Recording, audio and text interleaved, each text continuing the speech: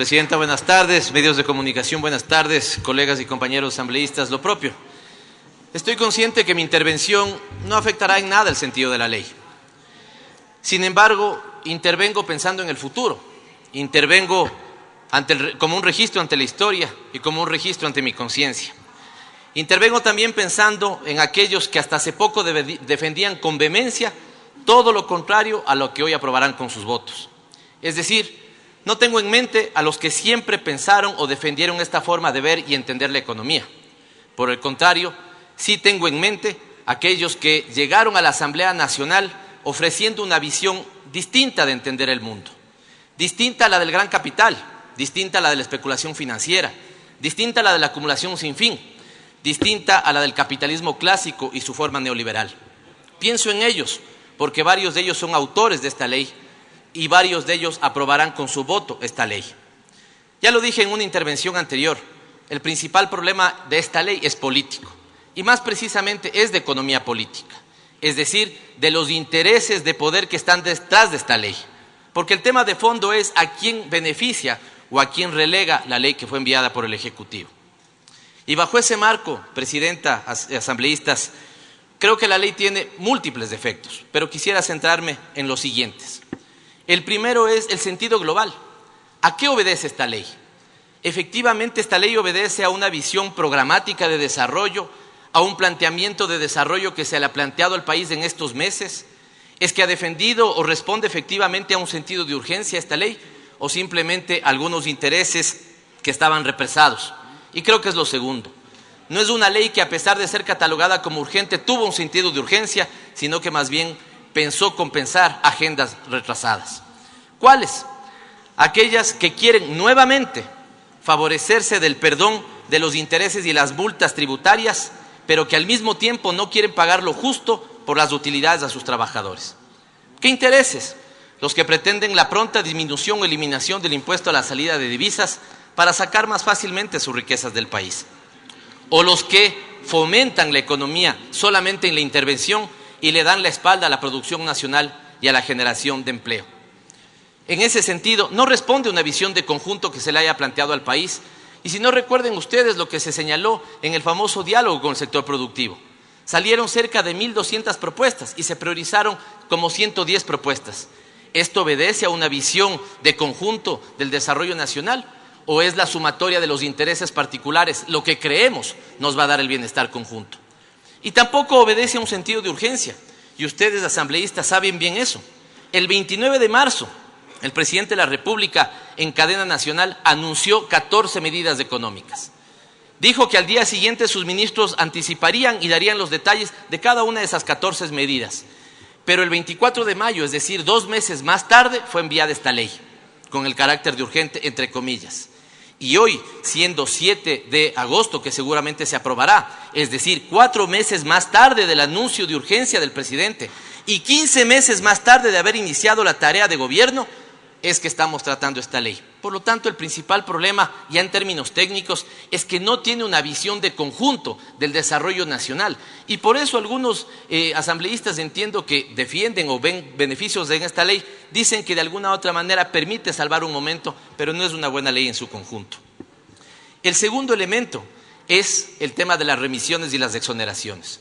Y vuelvo sobre el concepto porque la primera intervención que hice cuando discutía en el primer debate de esta asamblea decía que el problema no es del concepto, porque se puede hacer remisiones.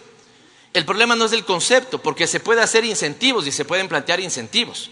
El problema es que el discurso se descalza, porque en esta mano yo digo que mi principal problema es el déficit fiscal y por esta otra me renuncio a tener ingresos que me alivien ese déficit fiscal, porque eso es la remisión. Más aún, si esa remisión no se hace de manera inmediata, sino se da hasta 2 años para el pago. Y también no calza cuando yo digo que tengo necesidad de urgencia de ingresos, pero renuncio a tener ingresos de impuesto a la renta hasta por 20 años. Y es por eso que el Ministerio de Finanzas, en el informe que es recreado por mis compañeros de bancada en un informe de minoría, señala que es mayor el sacrificio fiscal que el beneficio fiscal. Y doy lectura a lo que dice ese informe de finanzas. El sacrificio fiscal ocasionado por la implementación de los nuevos incentivos tributarios podría afectar la sostenibilidad de las finanzas públicas. No existe información de sustento acerca del posible flujo de inversiones que se alcanzaría por la implementación de las medidas. Además, no se puede evidenciar los impactos positivos en materia de generación de empleo, aumento de exportaciones, entre otros. ¿De quién es la cita? Del informe técnico del Ministerio de Economía y Finanzas. Es decir, no está dando claridad sobre el impacto fiscal de esta ley. Tanto es así que ya lo han dicho algunos colegas, el no pago de multas de intereses por impuestos a las grandes corporaciones implica la condonación de 2.200 millones de dólares. Si mi déficit es de 5.000 y aquí estoy dejando de cobrar 2.200 millones de dólares, le pregunto a la ciudadanía ecuatoriana, ¿empata el discurso? Y no solo eso, sino que ahí están los más grandes deudores. Y el problema es que generemos con esta ley un incentivo a que ese se convierta en la forma, el modus operandi respecto a la autoridad tributaria. Solamente los 50 más grandes deudores se llegarían a beneficiar por 1.311 millones de dólares. Y lo que el Estado, según el Ministerio de Finanzas, piensa recaudar son apenas 774 millones de dólares, en un déficit que señalan al nivel de 5 o 6% del PIB. Nuevamente, ciudadanía ecuatoriana, ¿empata el discurso con lo que se plantea? El impacto fiscal es tan mal analizado que todavía no se aprueba la ley y ya se habla de la eliminación de subsidios, incluso de los subsidios que macroeconómicamente, claro que le pueden beneficiar a unos pocos, pero que sostienen la estructura de precios de la economía ecuatoriana. La remisión de multas de intereses, hoy por hoy, no es necesaria, no es indispensable. No es que no sea un concepto que no se lo puede utilizar nunca. ¿Y por qué creo que no se puede utilizar o por qué no es indispensable en este momento? Porque la economía ecuatoriana, nos guste o no, y esta es información asambleístas del Banco Central del Ecuador, que 15 meses ya es administrado por el gobierno actual, señala crecimiento, primero del 3% para este año y en una corrección crecimiento positivo del 2,4%. Los datos que plantean las autoridades hidrocarburíferas señalan que la refinería que iba a explotar, en este año procesó 12% más de derivados. Eso es lo que señalan las autoridades actuales. No las anteriores, las actuales. Y es por esto entonces que ha sido menor la importación de derivados. Eso están señalando las autoridades actuales.